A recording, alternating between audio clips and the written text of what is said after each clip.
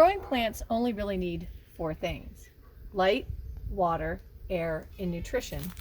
It's why plants can be grown hydroponically, which is without soil. But to grow hydroponically, you need a hydroponic warehouse with water and lights and filters and pumps and a whole lot of things. So if you're like most farmers and gardeners, you need dirt.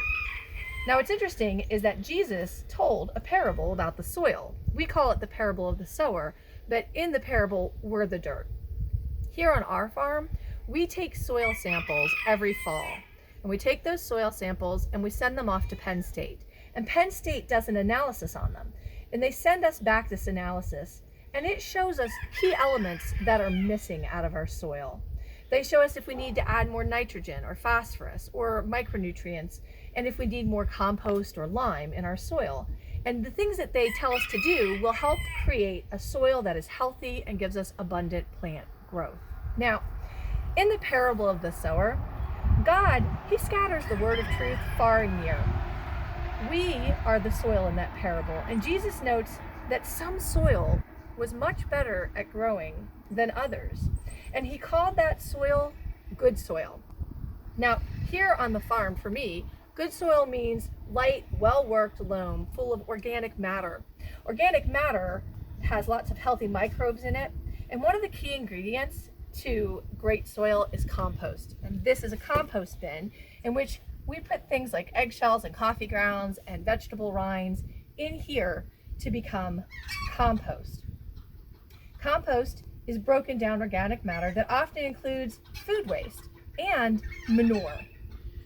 And I believe it's no accident that the yucky stuff that we would like to get rid of, the smelly, messy, gross stuff, can become the source of amazing growth. Good soil isn't soil that's sterile.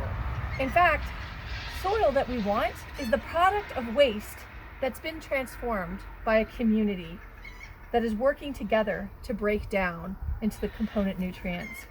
When we bought this farm, I tilled a nice long bed next to our field, and I was going to plant this amazing bed of sunflowers. It was going to ripple along the road, majestic tall sunflowers for everybody to see.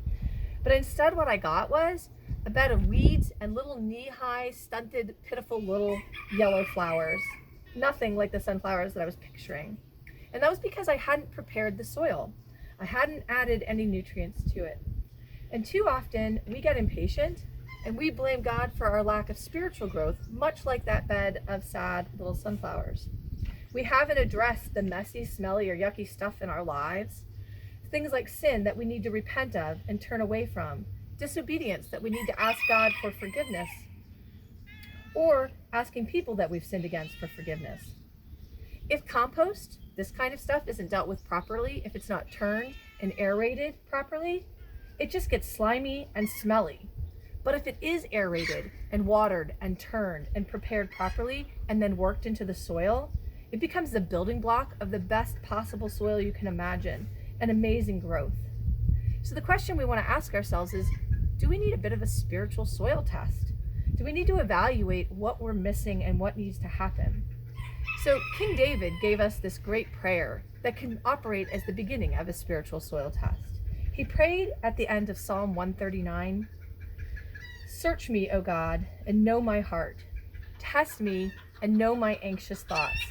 See if there is any offensive way in me, and lead me in the way everlasting."